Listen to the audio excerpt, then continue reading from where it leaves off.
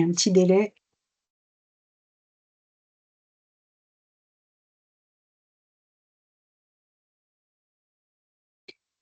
Voilà.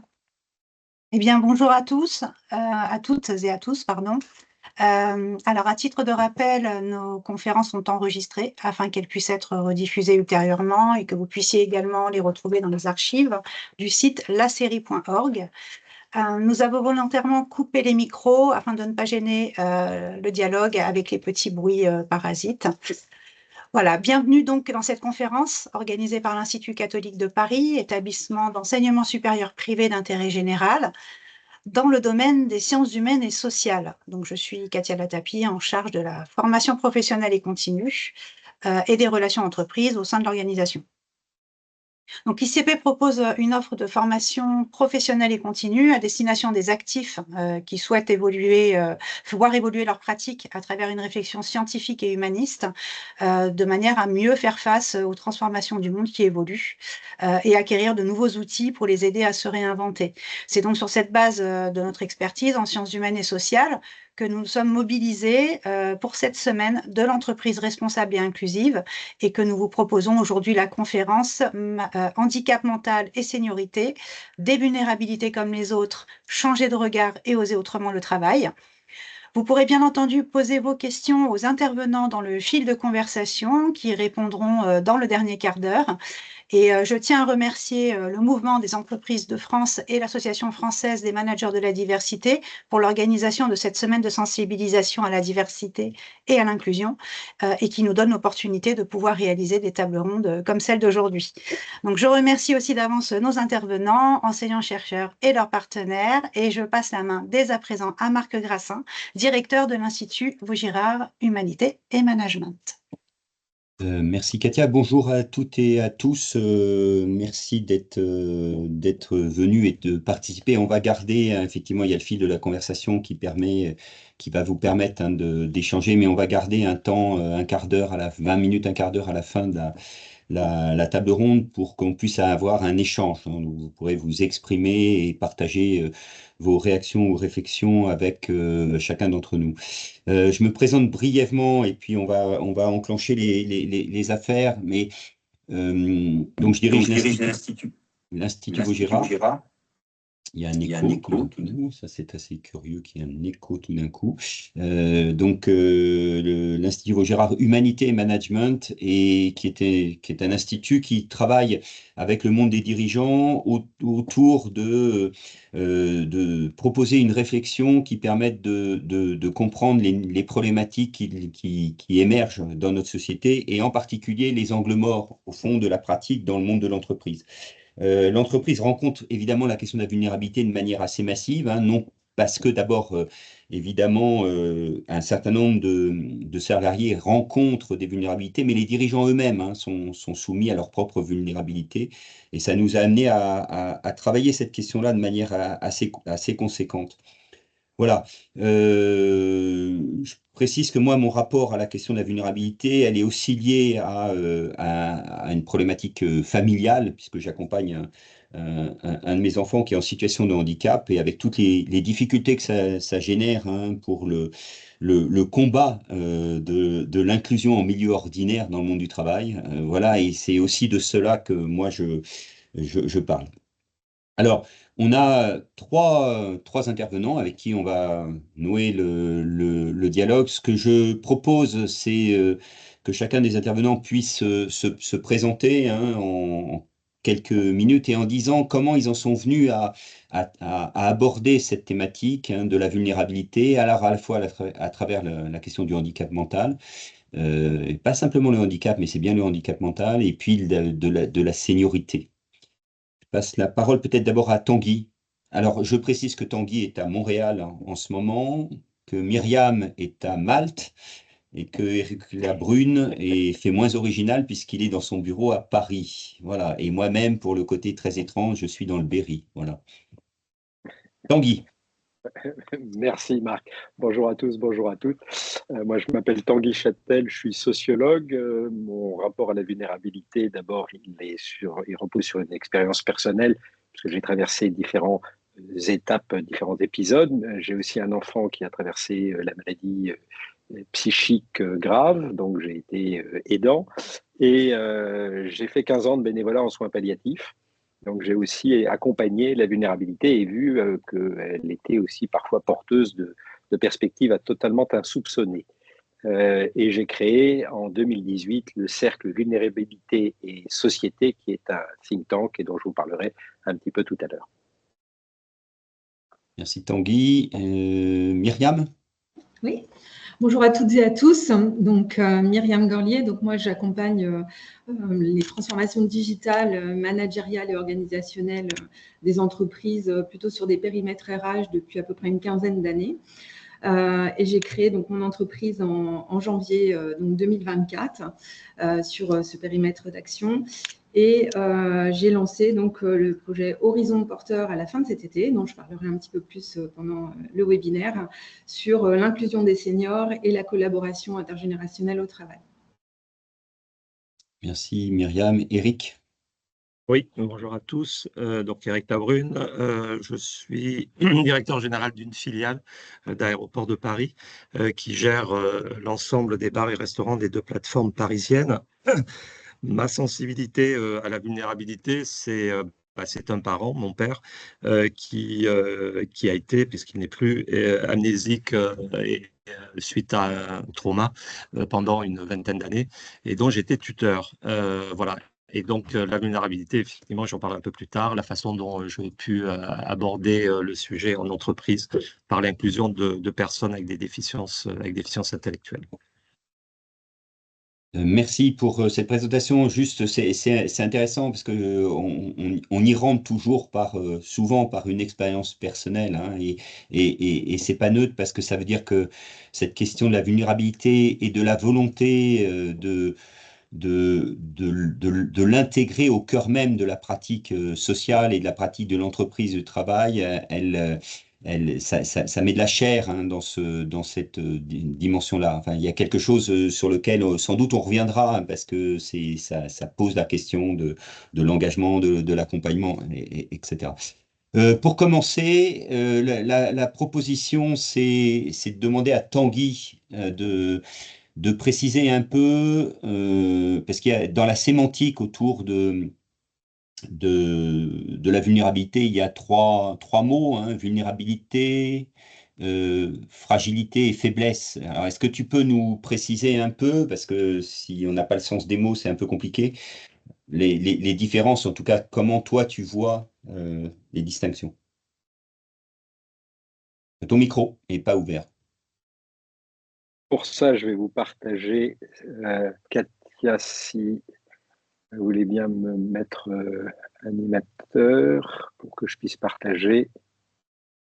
Voilà. Je vais alors déjà vous dire le cercle vulnérabilité et société. Donc j'ai dit un tout petit mot tout à l'heure, c'est un think tank dans lequel on a une soixantaine d'organisations, des entreprises, des associations, de secteur privé, de secteur public.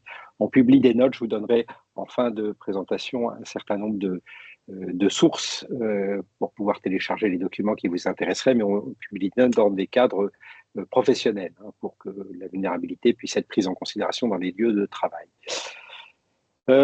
Pour rebondir sur ce que Marc vient d'évoquer, le sens des mots est capital. On a tendance aujourd'hui à considérer que la vulnérabilité, c'est une faiblesse et une fragilité, et on emploie les mots l'un pour l'autre de manière synonymique, alors qu'en réalité, si on va chercher un petit peu, on se rend compte que ces mots sont même plutôt antinomiques. De manière contre-intuitive, ils sont antinomiques. La vulnérabilité, ça vient du latin vulnus, qui veut dire la blessure. Mais si on parle de vulnérabilité, on évoque un état où la personne peut être blessée, c'est-à-dire qu'elle est blessable.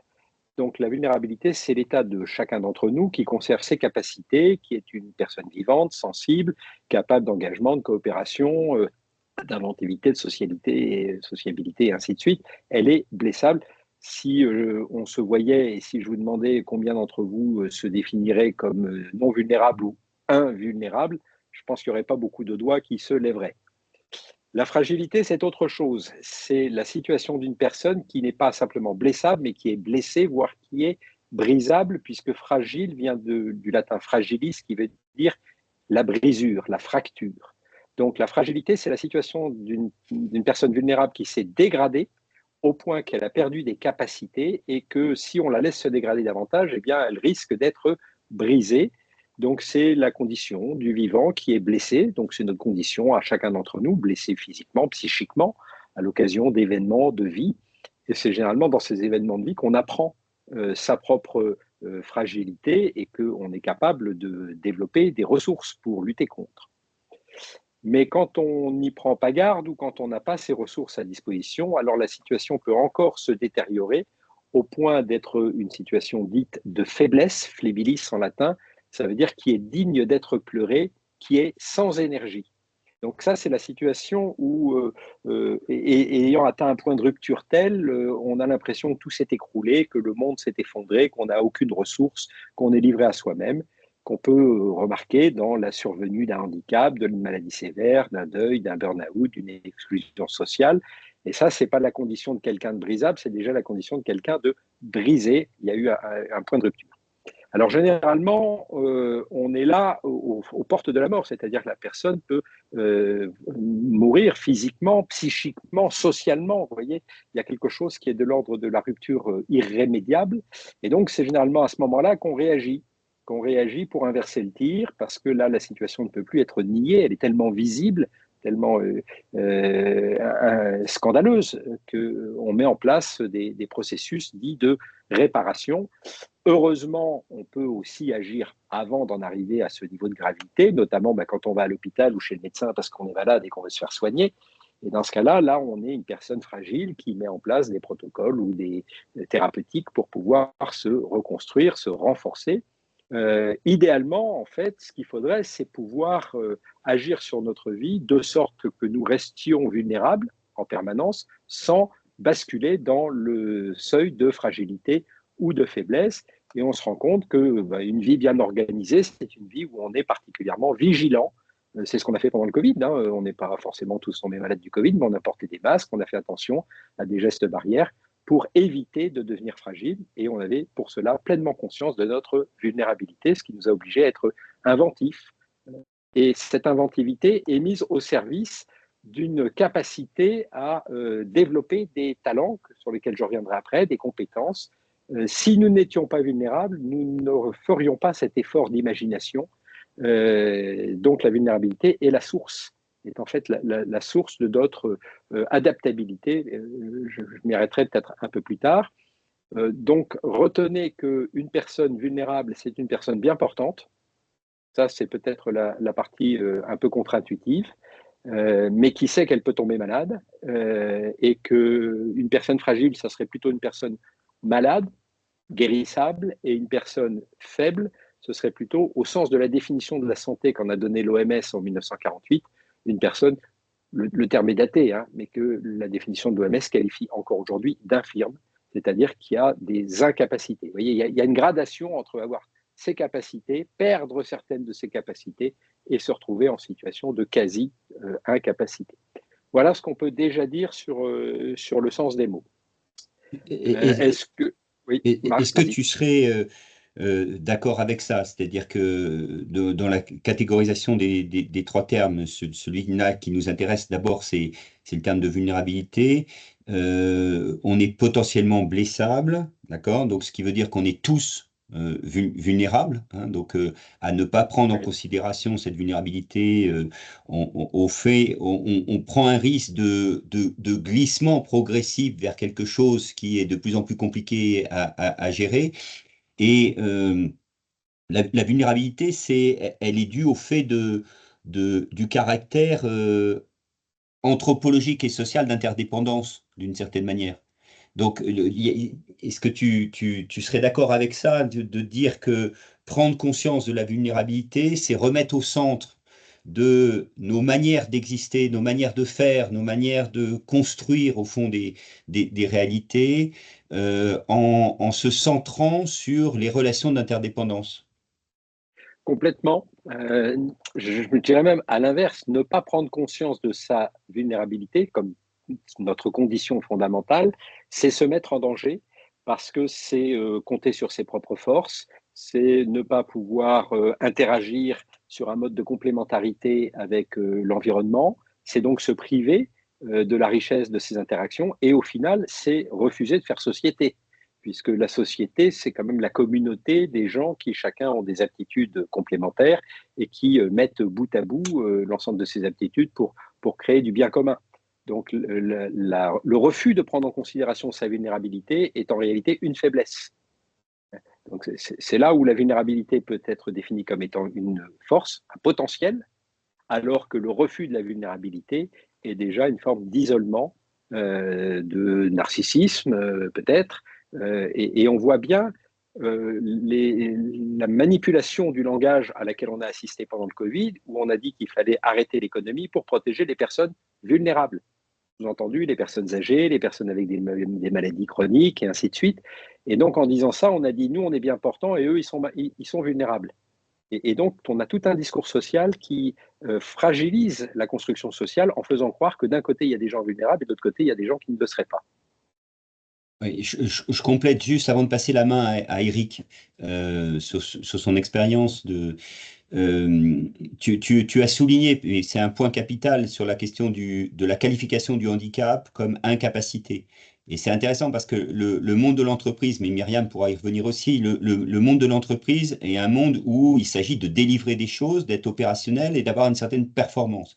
Et le regard sur lequel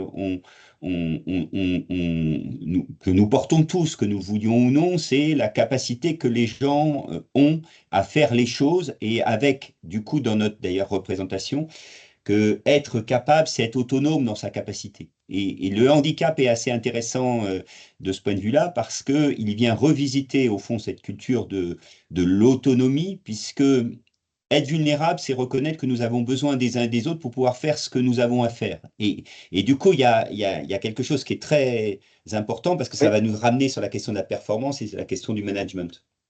Oui, sur laquelle je reviendrai aussi un peu plus tard, la question de la performance. Mais déjà, quand on considère que l'autonomie, c'est l'inverse de la dépendance, on se trompe fondamentalement. Là encore, on se trompe dans les mots.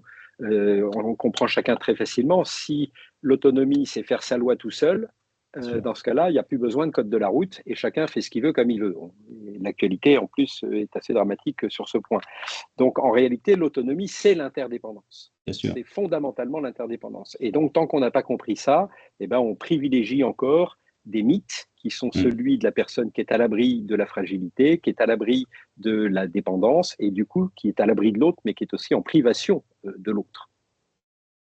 Ok. Et alors, Eric, toi, tu as une expérience là en tant que président d'Extime autour de la question du handicap mental. Et c'est assez intéressant parce que on peut dire qu'il y a une logique maintenant assez admise, même si elle est difficile, d'intégrer le handicap au sein des entreprises. Mais le handicap mental, ça reste quand même encore très fortement un angle mort.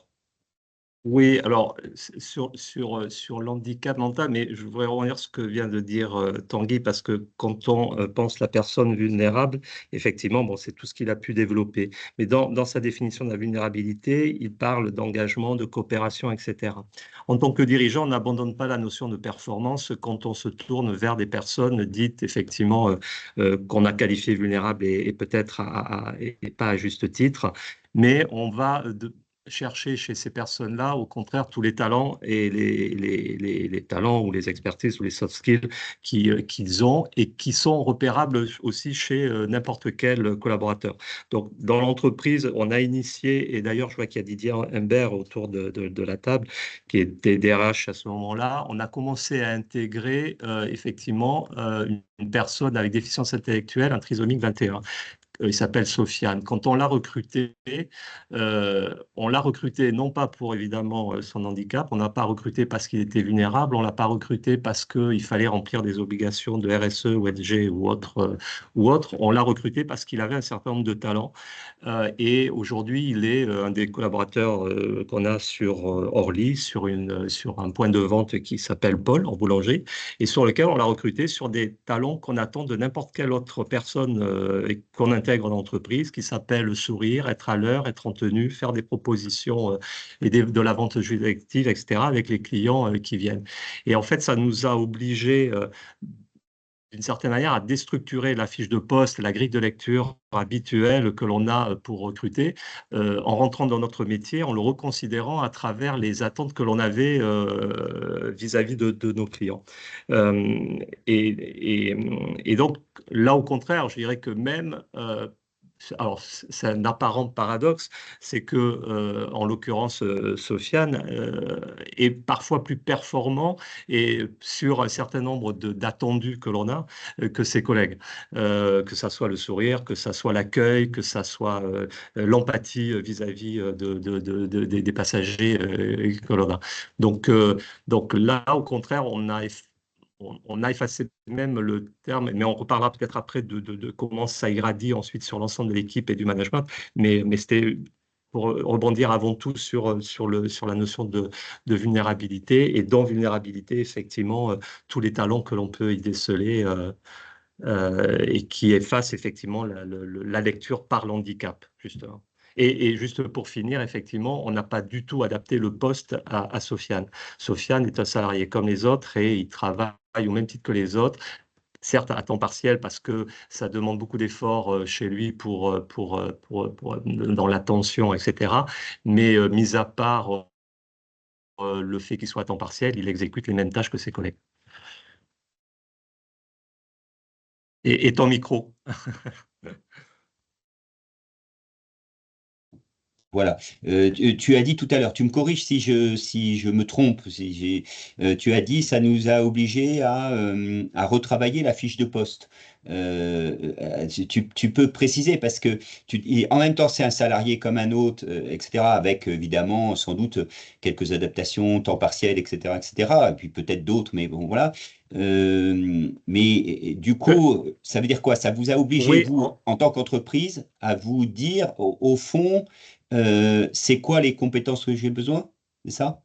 c'est exactement ça. C'est que, bon, dans le recrutement, on le sait bien, on recrute même par de l'intelligence artificielle où on sélectionne des CV par des compétences, des expertises, etc.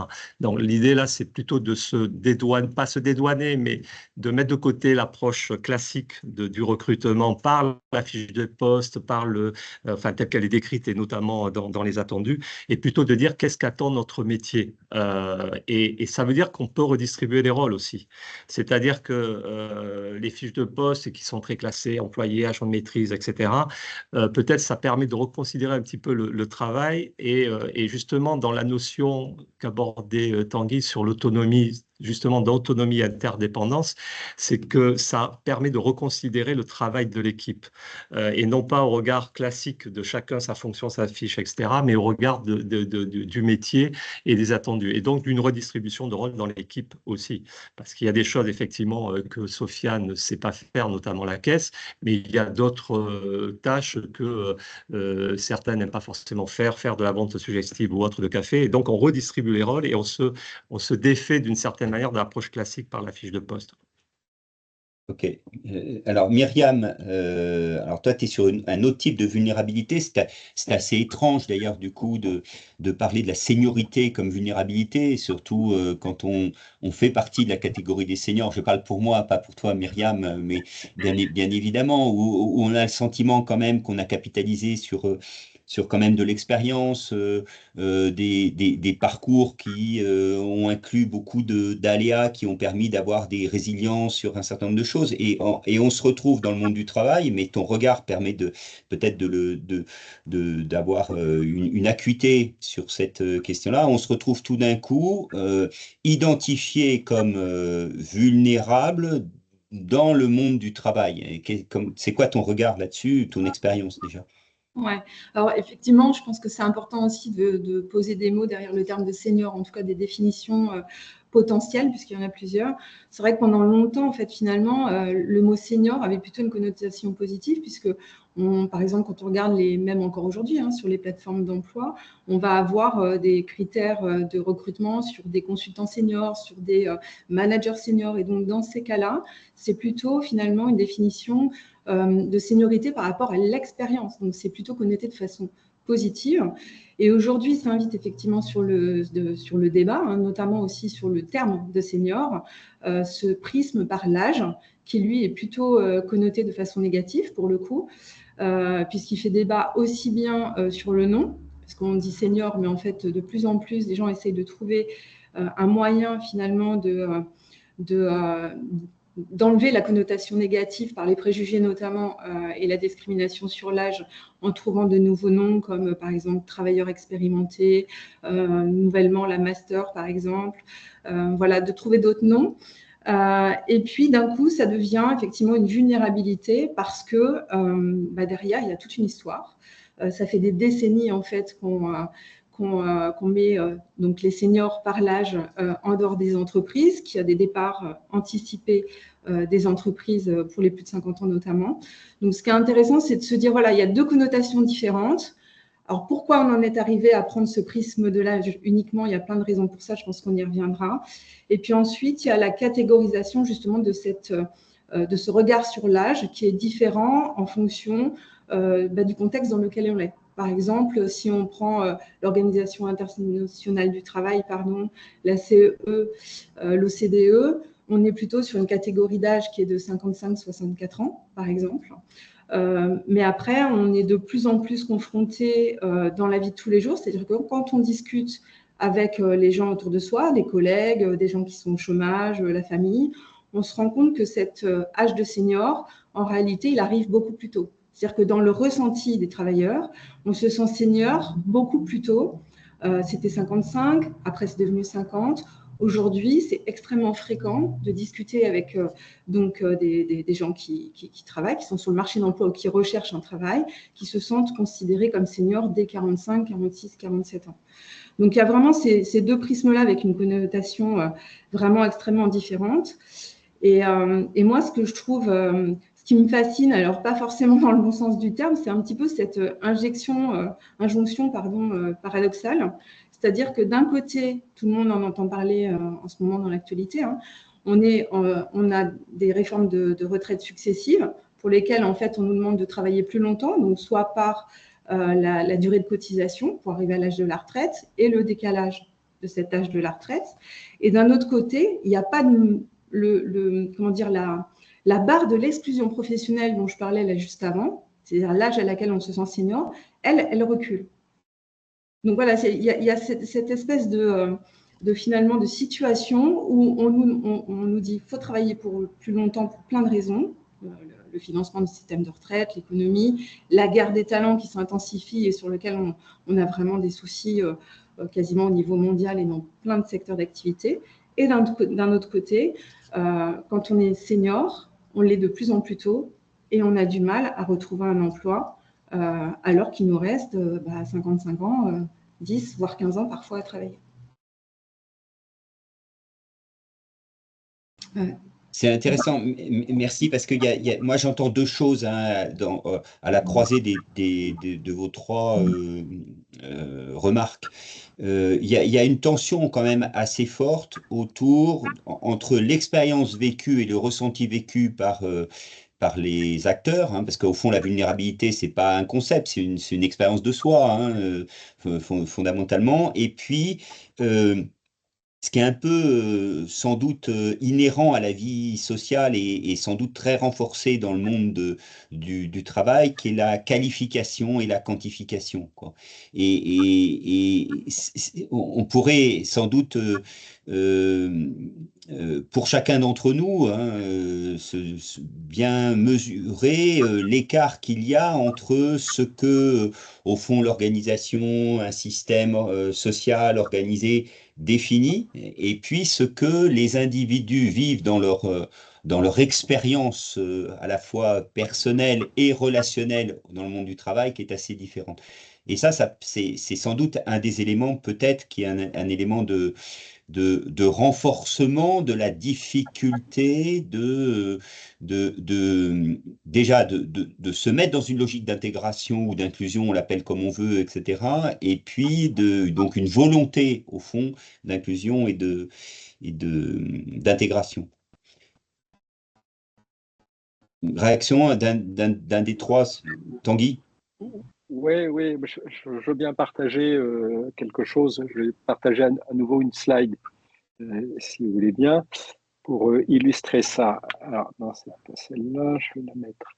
Okay, il faut que je la mette en grand écran d'abord, pardon. Oui, parce que c'est petit. Oui, là c'est petit. Donc, un instant, il faut que je joue sur mes. Ah, j'arrive plus. J'ai arrêté le partage. Excusez-moi un instant. L'idée, c'est d'illustrer cette porosité entre les phénomènes de vie privée et les phénomènes au sein de l'entreprise. Là, vous devriez l'avoir en plus grand. Oui, oui. Okay. Comme je vous l'ai dit, traditionnellement, on a désigné des vulnérabilités et notamment le champ du droit, on identifie un paquet. Alors, dans le champ de la santé, par exemple, on désigne assez volontiers que le handicap, le vieillissement, les maladies chroniques ou les addictions sont des vulnérabilités. Dans le champ du travail, on va en identifier d'autres, comme par exemple le burn-out, le harcèlement, les accidents du travail, le chômage, tout ça, c'est assez codifié. Donc là, on fait rentrer des gens dans des catégories dites de vulnérabilité. Mais quand on interroge un peu les gens et qu'on les interroge selon les éléments de langage que je vous ai donnés tout à l'heure autour des fragilités plus qu'autour des vulnérabilités, on se rend compte qu'en réalité, dans la vie privée, avec de fortes interactions sur la vie professionnelle, des vulnérabilités ou des fragilités, il y en a partout. Elles peuvent être liées à des aspects très personnels, comme être mal logé, avoir des actes de violence dans la famille, que sais-je, des aspects liés à la santé, comme la maladie chronique, un traumatisme, des troubles du comportement. Ça va même de plus en plus sur des prises en considération des phénomènes des épisodes de menstruation ou de ménopause, ce genre de choses, des troubles musculo-squelettiques. Dans le cadre du travail, on a les sujets liés effectivement, Myriam vient d'en parler, au vieillissement dans le travail, mais de plus en plus des sujets liés au télétravail, au burn-out et ainsi de suite. Et puis, dans le cas de la culture, des problèmes liés à la fracture numérique, par exemple, ou à l'illettrisme, ou à la difficulté d'accès au langage. Et quand on met des chiffres en regard de ça, là, je vous ai mis les chiffres sur la population générale et les chiffres sur la population active, c'est le deuxième slash, on se rend compte qu'il y a 30 millions de Français qui souffrent de troubles musculo-squelettiques, 20 millions de Français qui souffrent de maladies chroniques, 9 millions de Français qui sont des proches aidants, 13 millions de Français qui sont en fracture numérique. J'ai rien inventé, tout ça, c'est des chiffres officiels ou issus d'enquêtes scientifiques. Donc ça veut dire en plus qu'une fragilité peut en appeler une autre, raisonner par rapport à une autre. Elles peuvent être en cascade, mais on se rend compte avec ces chiffres qu'on a épuisé la population française. Là où je veux en venir, c'est que dans un collectif de travail, on peut dire que 100% des gens sont fragiles, l'ont été ou le seront. Et donc la fragilité n'est pas un accident qu'il faut traiter avec des mesures ponctuelles, juridiques ou autres. C'est une caractéristique du vivant qu'il faut intégrer dans la politique RH de manière complètement imbriquée. Et donc, je reviendrai plus tard sur le fait que ça suppose des coopérations, des résonances en interne, mais aussi une évolution de la représentation du métier de manager, par exemple. Donc, quand on ajoute à ça que 80% des situations sont inconnues de l'employeur, on se rend compte qu'en réalité, les managers pilotent un système qu'ils croient maîtriser, mais 80% des effets qui pourraient le parasiter sont inconnus, et 80% de la richesse qu'on pourrait tirer de ces situations, puisque Eric a parlé de soft skills tout à l'heure, et j'en reparlerai aussi, eh bien, 80% de ces richesses ne sont pas non plus exploitées. Donc là, on croit qu'on pilote, mais en fait, on pilote à vue et la partie visible de l'iceberg. Ouais, c'est pas désespérant, hein, parce que 100%, en fond, on pourrait se retrouver tous les uns et les autres d'une manière ou d'une autre dans le schéma que tu viens de faire, à un endroit différent et à plein de moments de nos existences différents, etc. Le point que je retiens de ça, qui est quand même, c'est que tout se passe d'une certaine manière comme si ça n'existait pas. Donc c'est comme s'il y avait quelque part dans la fabrication du travail, la fabrication de la vie sociale au travail, comme si c'était un espèce d'angle mort. Hein. Pourquoi? Sans doute Oui. parce que la question de la performance est derrière, et ça vient, je te laisse réagir, et puis après je passe la main à Eric sur la question de la performance, parce que comment, tu as dit une richesse, Donc, Tanguy, tu as dit une richesse. Donc, qui dit Ouais. richesse dit potentiellement, alors je vais parler comme en entreprise, hein, une augmentation de valeur. Voilà. Et donc là, il y a quelque chose qu'il faut qu'on creuse autour de la question. Est-ce que ça change la notion de performance? Comment on fait? Oui, nous, on a travaillé au Cercle à essayer d'évaluer cette richesse. On l'a fait sur plein de thèmes, mais j'en évoquerai trois aujourd'hui, qui sont les proches aidants, les personnes en situation de handicap et la notion de père aidant, c'est-à-dire la manière dont on peut s'entraider au sein de l'entreprise sur des thématiques particulières. Et en fait, oui, j'aime assez cette idée que, en fait, aujourd'hui, c'est comme si vous pilotiez un véhicule dont vous ne retirez que 20% du potentiel de performance et d'efficience. Et donc, on a une définition de la performance qui est complètement faussée, puisque d'abord, dans la plupart des cas, la performance reste encore largement une performance économique et financière et inclut marginalement la performance organisationnelle, sociale, sociétale et autres. Et en plus, on a l'idée que la vulnérabilité joue contre la performance. Alors que nous, tout ce qu'on essaie de démontrer, c'est que la performance se puise dans la vulnérabilité, dans le gisement de potentiel qui est inhérent à la vulnérabilité. Mais je rebondirai pour Ouais. illustrer ces Et du propos-là juste coup, du après. coup, ça fait la transition pour Eric, parce que du coup, dans ce pari osé, parce que c'est quand même un pari osé voilà, de s'attaquer à l'intégration de la déficience intellectuelle dans le monde du travail, en quoi ça a créé de la performance, comment éventuellement tu Hum. l'évalues, enfin, à la fois pour l'entreprise et puis pour les individus, quoi.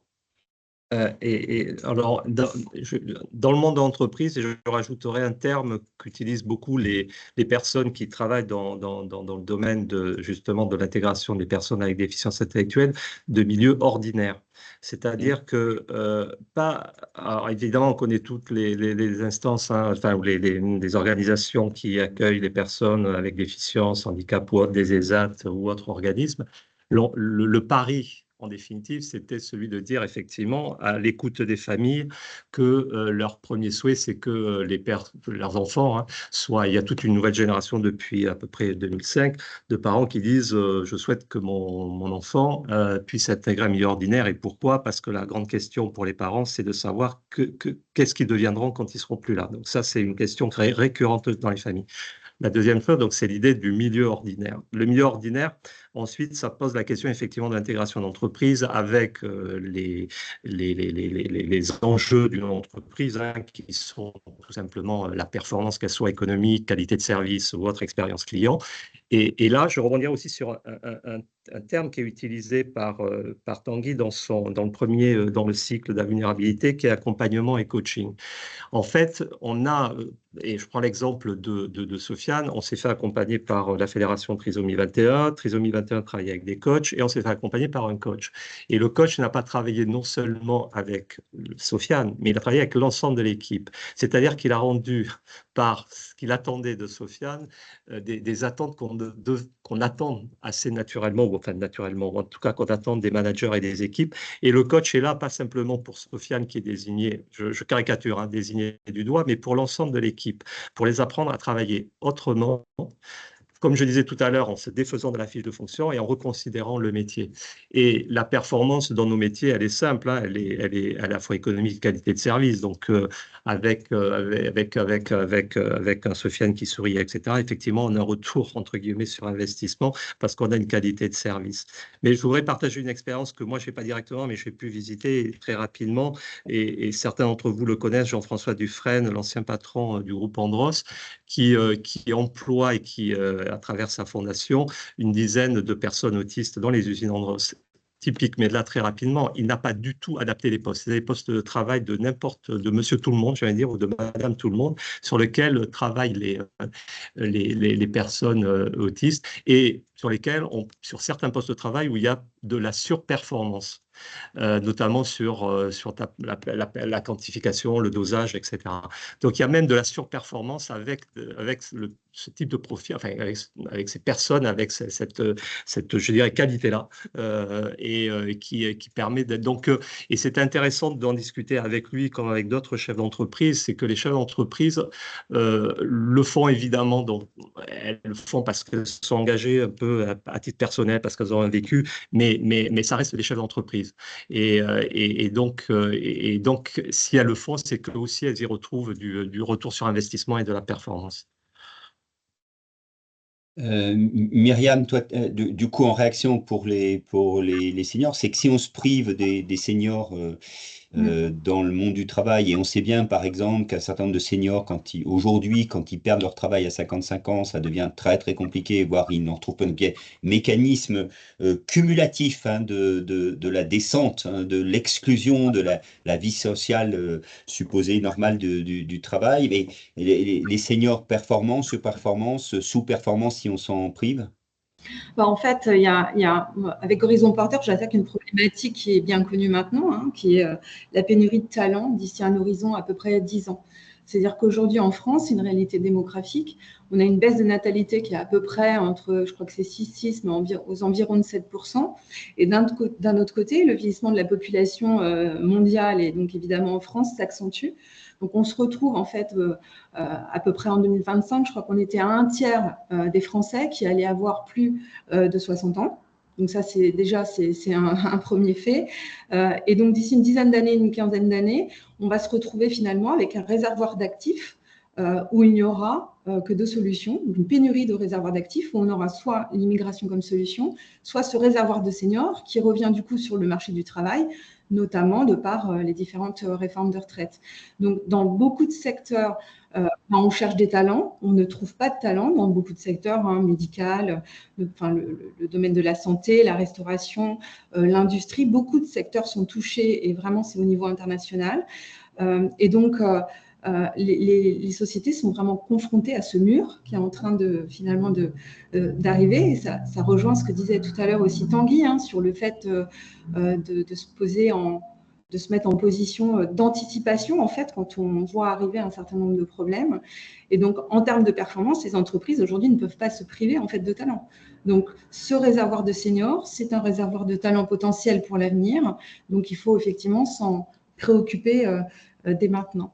Ensuite, il y a un autre sujet évidemment de performance, c'est la transmission. C'est-à-dire que de plus en plus, après des décennies en fait de sortie des seniors, soit volontaires, soit involontaires, soit au forceps, on se retrouve avec des savoir-faire qui fuient en fait dans les entreprises. Donc, les entreprises se rendent compte qu'un certain nombre de savoir-faire leur ont échappé et qu'il faut même parfois dans certaines situations, on le voit aussi pas mal dans l'actualité en ce moment, vous recherchez des seniors qui parfois sont à la retraite d'ailleurs, hein, il y a de plus en plus de cumul emploi-retraite au niveau des seniors, pour aller rechercher des savoir-faire qu'elles avaient laissé partir pendant tous ces plans de départ en fait des plus de 55 ans notamment. Donc pour moi, il y a vraiment ces deux aspects-là. Il y a avoir un réservoir d'actifs expérimenté pour pouvoir mettre en face des postes à pourvoir, et puis la transmission des savoir-faire qui se perdent dans de nombreux secteurs d'activité. Je voudrais reprendre, parce que j'ai vu, je lis en même temps la conversation, hein, et je trouve qu'il y a une question qui est assez intéressante, qui est, est-ce que intégrer des vulnérabilités peut parfois entraîner de la sous-performance?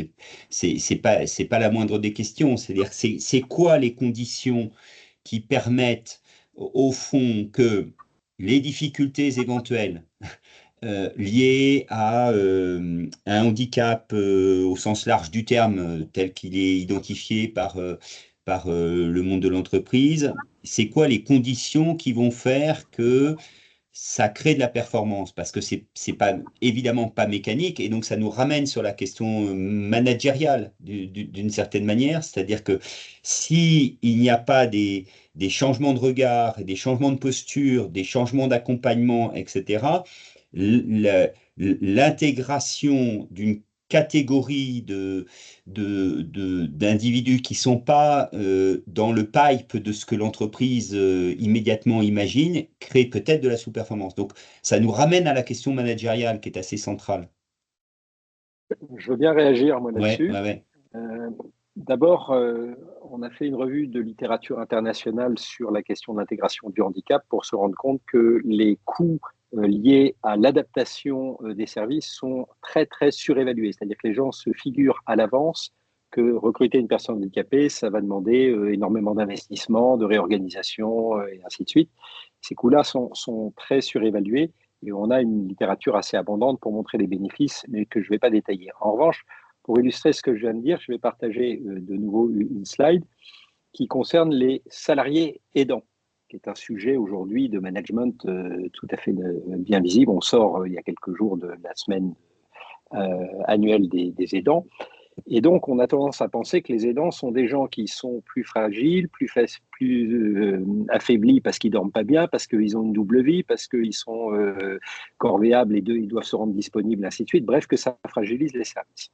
Alors, qu'est-ce qu'on a fait avec le Cercle et avec AG2R Mondiale et l'Association française des aidants? On a été interroger les aidants, on leur a dit « Qu'est-ce que votre expérience d'aidant vous a appris à faire ?» Ici, j'ai cité quelques exemples, il y en avait beaucoup. Interagir avec des professionnels pluriels, gérer des moments à charge puissance émotionnelle ou à forte charge mentale, prendre en compte tous les aspects de la personne et les aspects d'un problème, vérifier le bon fonctionnement des équipements, et comme ça, on a des listes abondantes. Et on a fait matcher ça avec une matrice qui nous vient du Future of Jobs Report du Forum économique de Davos de 2020 et qui nous dit, parmi les 15 champs de compétences attendus à l'horizon 2025 et plus, il y a au moins ces 4-là qui sont tout à fait essentiels. Savoir s'auto-organiser dans le travail, savoir travailler avec les autres, capacité à résoudre des problèmes complexes et maîtriser des équipements et technologies. Et on a créé des matrices de conversion qui montrent que les aidants cochent ces cases-là parce qu'ils ont appris sur le tas à répondre à ces attentes par nécessité, parce que quand vous vous occupez d'un aidant, vous n'avez pas trop le droit à l'erreur, parce que ça se paye cash tout de suite. Ce sont des gens qui ont appris à gérer leur stress, qui ont appris à organiser des agendas électroniques, à dialoguer avec des interlocuteurs de monde extrêmement variés, et ainsi de suite. Et donc, tant que vous n'allez pas interroger les aidants, vous ne soupçonnez pas qu'en fait, ils ont cette capacité qui pourrait correspondre à vos besoins. Et donc là, on est en état de sous-performance. Employer un aidant sans aller chercher ses compétences expérientielles, c'est se mettre en situation de ne pas attirer la richesse et peut-être d'être en sous-performance. Mais les aidants eux-mêmes n'ont pas conscience de ce qu'ils savent faire. Et donc, c'est pour ça qu'on a aussi été chercher des intermédiaires, Pôle emploi, enfin France Travail, et puis des boîtes de recrutement pour dire, mais allez questionner dans la vie de vos salariés des épisodes de vulnérabilité, ce qui suppose des modalités, parce qu'on ne va pas y aller abruptement comme ça, il y a une intimité. Mais si vous allez questionner avec méthode la vie privée de vos collaborateurs et que vous allez y trouver des vulnérabilités, ces vulnérabilités vont peut-être vous éclairer sur le fait que ça correspond à des talents que vous recherchez. Et en plus, pour rejoindre ce que Myriam disait tout à l'heure, valoriser la vulnérabilité d'un collaborateur, c'est le fiabiliser dans le cadre de l'entreprise, à une époque où c'est devenu un des sujets majeurs. Ça, c'est la première chose que je voulais montrer. La deuxième chose, c'est une autre enquête sur le handicap qui a montré que quand on interroge 666 entreprises avec le soutien du secrétariat d'État chargé des personnes handicapées, et qu'on leur dit sur une échelle de 0 à 10, à combien évoluez-vous l'impact sur la performance de la présence de travailleurs handicapés dans vos équipes sur 7 items, niveau de productivité, volume d'activité, taux d'absentéisme, on a systématiquement des notes supérieures à 5. Ça veut dire que la présence d'une personne handicapée n'handicape pas la performance, au contraire, elle l'améliore sur ces items qui tiennent plus de la performance organisationnelle et sociale que de la performance financière. Et on le comprend parce que 3 personnes handicapées dans un service de 100, ça ne fait pas bouger la performance économique et financière de manière significative, mais ça peut faire bouger l'équilibre des équipes de manière extrêmement forte. L'expérience de Jean-François Dufresne avec Andros. Voilà déjà ce que je voulais dire. Ça, et dernier point. Oui. Pardon, juste pour peut-être, Eric, tu peux, par rapport à cette question-là, Oui. parce que je sais que tu l'as travaillé, quoi. Oui, oui, oui, mais très simplement, notamment, enfin, un acte de management, enfin, si on le réduit à sa plus simple expression, c'est une personne qui donne une consigne, plusieurs à une autre personne, et qui lui dit voilà ce qu'il y a à réaliser avec un objectif dans le temps, avec les moyens, qui, quoi, etc. Et le manager habituel, quand il est dans son expérience courante et dans le run, avec ses équipes, généralement, il ne décortique pas l'acte de management. C'est-à-dire qu'il pense que tout le monde sait faire et qu'il va trouver les moyens et des outils pour le réaliser. Le coaching dans l'accompagnement de Sofiane est intéressant parce que ça a accompagné également tous les managers autour de lui.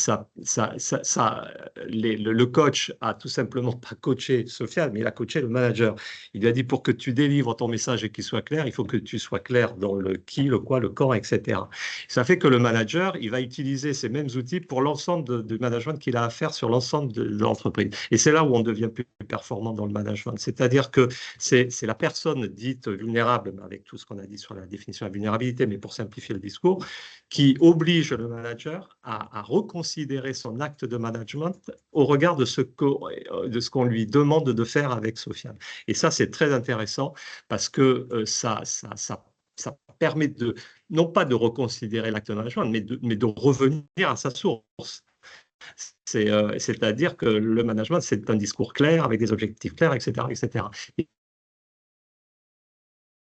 Et moi, je l'ai vu dans l'équipe là, des personnes qui savent un peu plus que par ailleurs, des fois sur d'autres points de vente, ce qu'ils vont faire. D'où l'importance de l'inclusion, même si ce n'est pas toujours très beau comme terme, mais un peu de plus en plus galvaudé, en milieu ordinaire. C'est-à-dire que j'ai envie de dire qu'ils sont plus performants, entre guillemets, en milieu ordinaire que dans un ESAT, d'une certaine manière. C'est-à-dire qu'ils amènent de la performance pour eux-mêmes, mais aussi pour l'organisation. Et c'est là où les entreprises et les chefs d'entreprise doivent le comprendre. C'est que c'est pas très beau comme terme que je vais dire, mais c'est tout bénef, quoi. En tout cas, de s'investir dans ce sujet.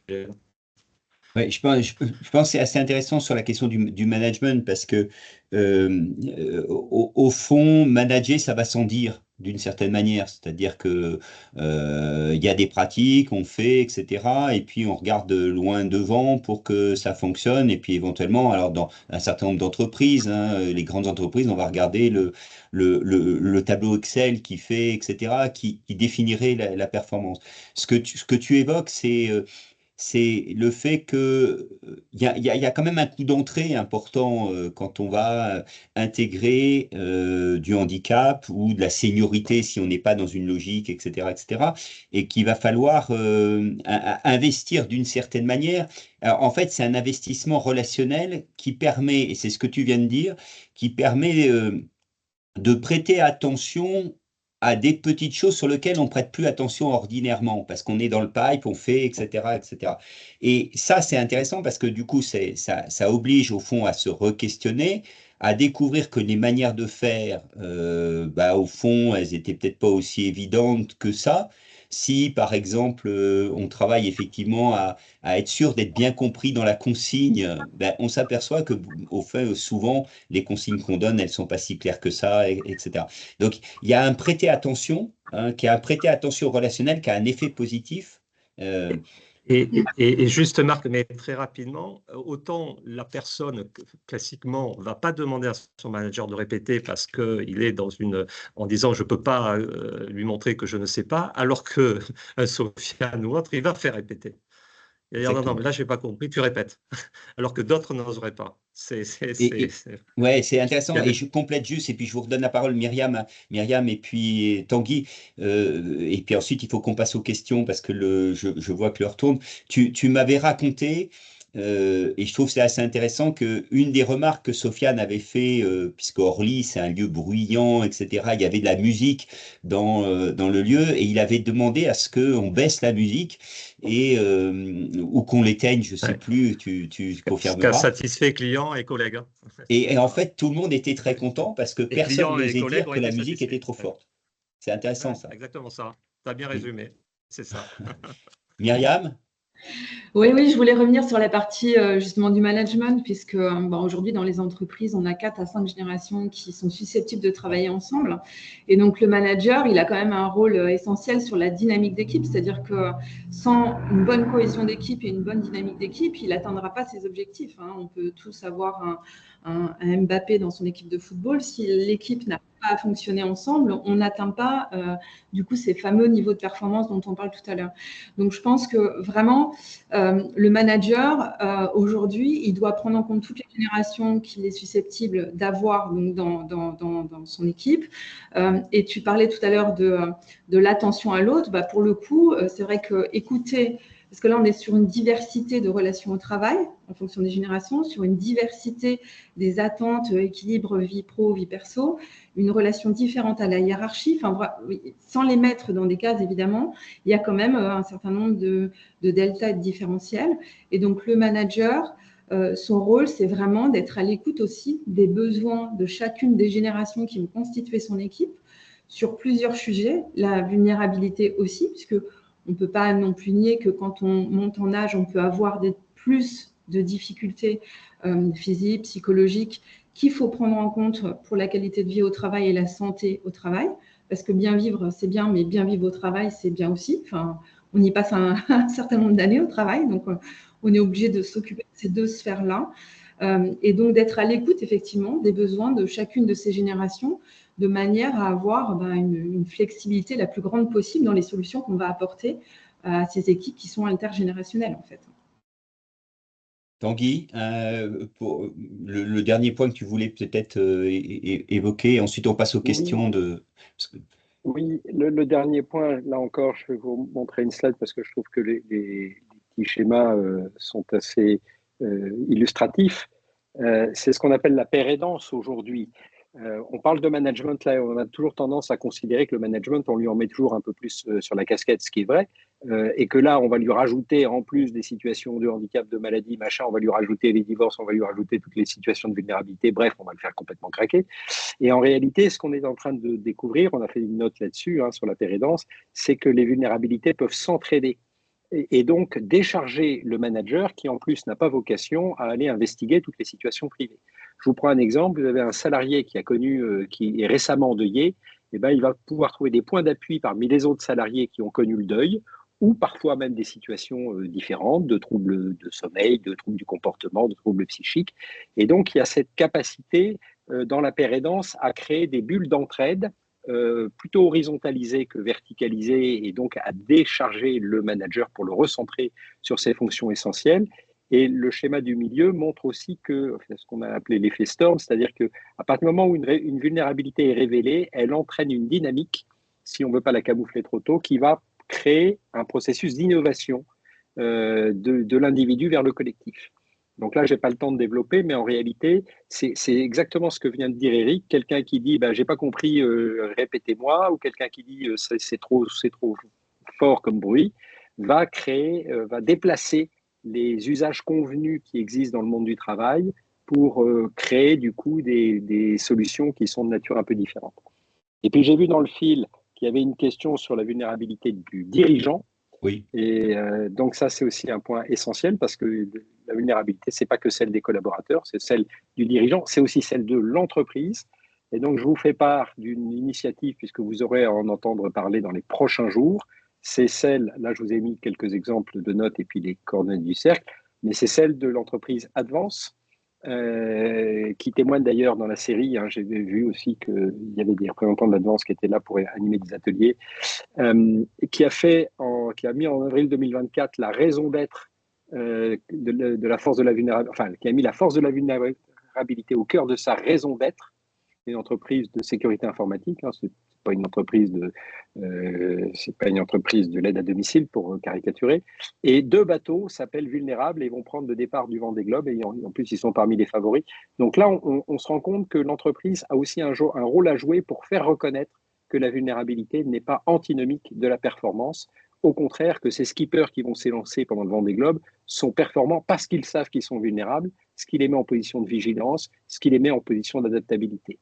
Donc, le chef d'entreprise qui a aussi cette responsabilité d'intégrer des contraintes qui surgissent tous les matins doit apprendre à se reconnaître vulnérable et à comprendre comment fonctionne la vulnérabilité pour que ça devienne une véritable compétence de leadership et de management.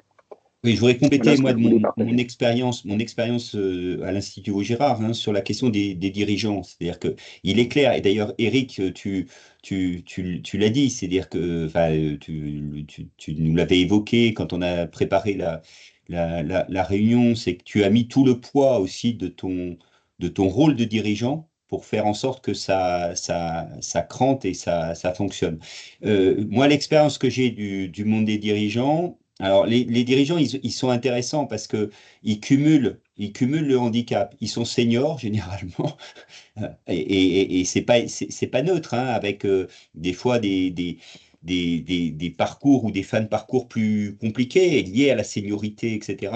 Et puis souvent, ils sont confrontés effectivement à l'effet cumulatif de la vulnérabilité. Tanguy, tu l'as évoqué, parce que souvent on est aidant, hein, je sais plus, 12 millions d'aidants, etc. Donc quand on arrive, quand on est senior, on finit par accompagner ses vieux parents, quoi. Donc cette expérience-là, elle s'impose au fond dans le quotidien aussi de la vie des dirigeants, etc. Et donc, du coup, il y a une vraie prise de conscience. Et à l'Institut Vaugirard, nous, l'expérience qu'on a, puisque on a beaucoup de dirigeants avec qui on travaille, on voit bien aussi qu'ils sont confrontés à des tensions où ils osent dire leur vulnérabilité, d'une certaine manière. C'est pas facile d'être dirigeant.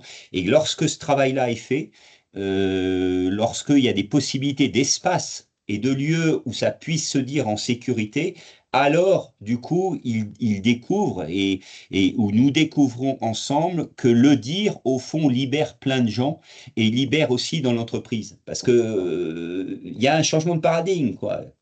Notre culture, c'est de se dire fort, performant, et la réalité objective de nos vies, c'est que nous ne sommes pas si forts et si performants si nous ne pouvons pas compter sur les autres. Et je pense que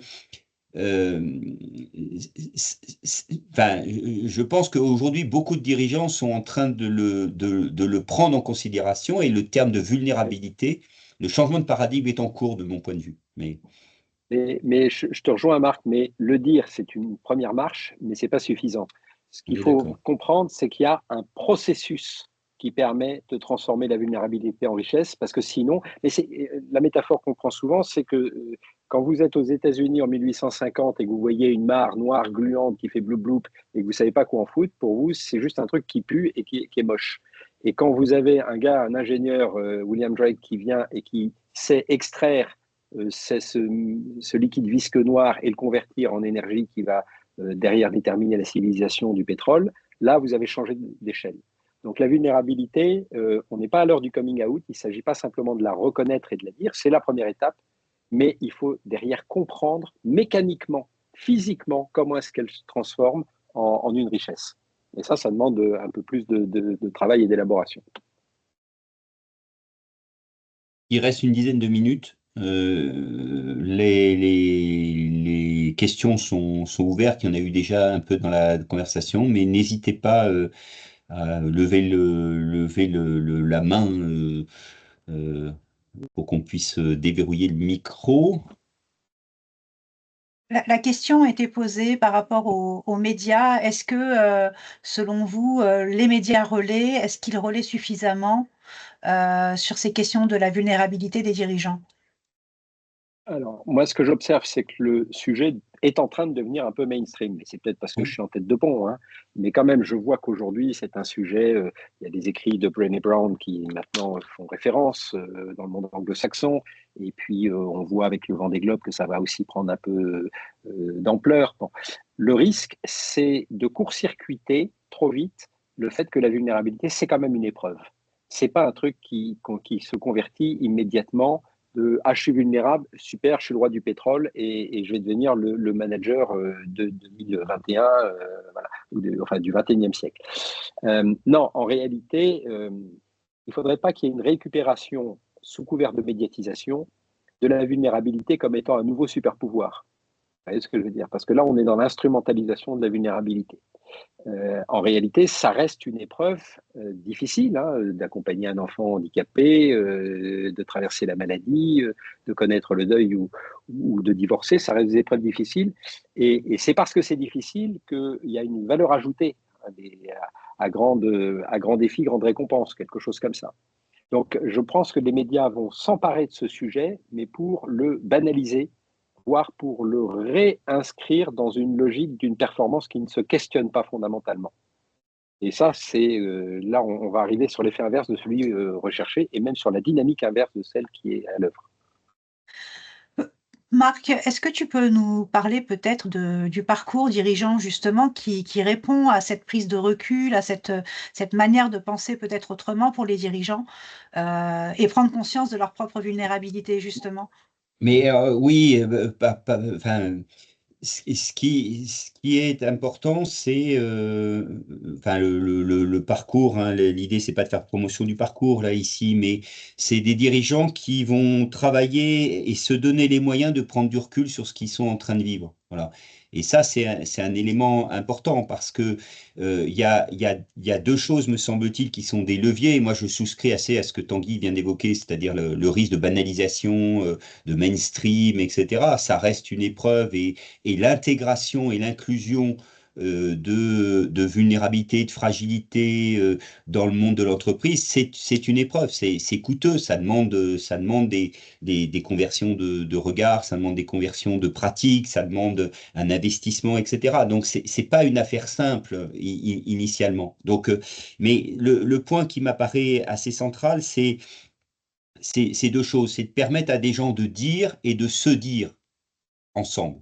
Voilà. Et peut-être que c'est ça qui est aussi difficile dans le monde de l'entreprise parce que on est un peu piégé sur l'idée et voilà, ça reste très très fort que dire quelque chose de ce que nous ne pouvons pas faire, ça, c'est pas mainstream dans l'entreprise. Donc, permettre à des gens de travailler en liberté, sans inquiétude, parce que c'est ça qui est important dans une première étape, de dire un certain nombre de choses et de dire ensemble les choses, ça c'est un vrai levier et une force, quoi, parce que ça donne, d'abord ça donne aussi la compréhension que je pense que la vulnérabilité, c'est en même temps banal dans la vie ordinaire, quoi. Banal, pas au sens de, de mainstream, mais nous sommes traversés par ça. Bon, donc il y a à travailler, hein, j'allais dire intellectuellement, c'est-à-dire à mettre des mots derrière et à une compréhension, etc. Et il y a à travailler ensemble. Et ça, c'est un levier extrêmement fort aussi. Alors c'est comme ça que nous on la rencontre, hein, d'une certaine manière et qu'on la travaille ensemble. Et la vulnérabilité, elle se découvre aussi en la disant. Voilà, donc il y a cette épreuve-là du passage à l'acte, de le dire et de le dire ensemble, quoi. J'avais peut-être envie de rajouter un truc, la Marc, sur l'expérimentation aussi. C'est-à-dire qu'en fait, on doit vraiment, sur, je pense, tous les sujets qu'on a abordés aujourd'hui, se débarrasser de nos préjugés. On a un sujet de désintoxication, en fait, par rapport à des modes de fonctionnement qu'on a depuis des décennies, et de se dire qu'il faut expérimenter, tester, et que c'est sur le terrain, finalement, qu'on va être capable de trouver des réponses et de mesurer, puisqu'il faut mesurer par rapport à la notion de performance, ce qui apporte de la valeur ou ce qui n'en apporte pas. Donc, je pense qu'il y a vraiment voilà, cette notion d'arrêter de penser comme on a toujours fait, de sortir de ces préjugés, discriminations, et de tester, voilà, de rentrer en expérimentation. Oui, ça, je pense que c'est important, hein. Enfin, pour moi, c'est assez capital. Mais si effectivement l'intégration de cette diversité, de cette différence, voilà, fait du bien aux hommes et aux femmes qui travaillent, alors ça crante progressivement. Je pense il y a un côté essai, il y a un côté preuve de l'effet, quoi. Et alors, des fois, sans doute, il y a des situations ratées, hein, ça marche pas toujours, etc., etc. Mais le caractère de, de puissance de créer de la qualité de vie au travail est assez central. Et aujourd'hui, quand même, on sent bien que la capacité, d'ailleurs, du coup, que nous avons enfin, dans le monde du travail, la question de la qualité de vie au travail et la qualité de vie du travail devient un élément assez central dans le recrutement, en particulier dans le recrutement des jeunes. Donc, c'est pas rien, ça. C'est-à-dire qu'il y a un effet levier aussi, sans doute, sur la génération là, qui a des attentes tout à fait fortes et nouvelles. Hein. C'est-à-dire qu'aujourd'hui, on le sait, les études le montrent, vous mettez 1000 € ou 500 € de plus pour un poste, des tas de jeunes vont dire moi, j'y vais pas, c'est pas ça que je cherche. Voilà, et donc il y a ces questions du sens aussi qui sont en train d'émerger. C'est pas magique, mais je pense que là, il y a un enjeu. Et la jeune génération sait aussi que leurs parents, c'est un clin d'œil à Myriam, hein, la seniorité, que leurs parents souffrent aussi de logique d'exclusion. Donc, ça marche à tous les niveaux de la chaîne générationnelle, la visibilité d'efforts que fait une entreprise, d'efforts que fait un management pour intégrer ces différences, quoi. Oui, et puis toutes les générations vont devenir seniors, si on garde ce terme de senior. Enfin, je veux dire, on est tous concernés, du coup, donc je pense qu'on peut souhaiter à tout le monde de devenir senior, sinon l'alternative n'est pas terrible. Donc, il reste quelques 2-3 minutes, peut-être, si certains d'entre vous ont Alors, envie il y a une remarque, Marc. C'est avant tout aussi les partenaires sociaux qu'il faut mobiliser sur ce sujet consensuel afin de sortir des sujets classiques de rémunération, souvent tendus en négociation. Et ensuite, une question par rapport aux managers de proximité. Les managers de proximité ont probablement aussi un rôle central à jouer dans l'acceptation de leur vulnérabilité. Je vais bien réagir là-dessus. Oui, clairement, la question de la vulnérabilité n'est pas une question d'un sujet qu'il faudrait traiter avec des recettes. C'est un sujet global qui doit mobiliser autour de la table l'ensemble des acteurs, que ce soit les syndicats, l'ensemble des partenaires sociaux, mais aussi les organismes de prévoyance, les associations familiales, les organismes de santé, le MEDEF et ainsi de suite. Donc c'est véritablement, si on veut bien regarder la vulnérabilité comme étant le carburant dont on a besoin aujourd'hui pour dépasser un certain nombre de représentations limitantes de la performance, alors il faut mettre tout le monde autour de la table parce que c'est du gagnant pour tous. La question du manager de proximité, il me semble qu'elle est cruciale parce que c'est lui qui est aujourd'hui non pas le plus vulnérable, mais carrément le plus fragile, voire carrément en situation de rupture, soumis entre des injonctions paradoxales. Donc c'est celui qui est devenu le maillon faible, si je peux me permettre cette expression, mais vous comprendrez que derrière mon expression, il est lui-même en situation de grande vulnérabilité dans laquelle on peut essayer de comprendre ce qu'il est en train d'engendrer comme nouvelles approches du management. Nous, on a l'habitude de parler de l'évolution du métier en disant qu'il nous faut maintenant des managers de travailleurs qui ont des besoins, mais aussi des ressources spécifiques. Ce n'est pas juste des gens qui ont des besoins spécifiques, c'est des gens qui ont des besoins et des ressources spécifiques. Et donc, lui, il fait partie de cela et en même temps, il doit les manager. Et donc, ça revient sur le côté de l'équation globale, c'est-à-dire qu'il nous faut comprendre en réalité en quoi cette vulnérabilité est une richesse collective et éviter au passage que les managers ne craquent complètement. Ok, merci. Un dernier mot peut-être Eric et Myriam, et puis on va rendre l'antenne, comme on dit, parce que l'heure est passée. C'est daté, ça. Ton micro. Juste pour rebondir sur ce que vient de dire Tanguy, et c'est vrai que ça m'interpelle moi en tant que dirigeant, parce que tu disais tout à l'heure, effectivement, il faut qu'il y ait la volonté du dirigeant et il faut que cette volonté-là soit pas aveugle, c'est-à-dire au regard du management intermédiaire, etc. C'est-à-dire que c'est une autre personne qui travaille dans ce domaine-là et un autre chef d'entreprise qui m'a dit pour faire pousser une fleur, il ne s'agit pas de tirer sur la tige. Donc, d'être très patient. Donc, il faut que ça irradie dans l'organisation, etc. Donc, c'est vrai que parfois, je me freine en disant il ne s'agit pas de faire du chiffre. Il ne s'agit pas de dire on emploie tout d'un coup 10. Voilà. Donc, il y a une expérience qui est menée, elle est bien menée et il faut le faire. Voilà, dans ce que disait Tanguy, engager l'ensemble de l'organisation. Autrement, ça ne fera pas.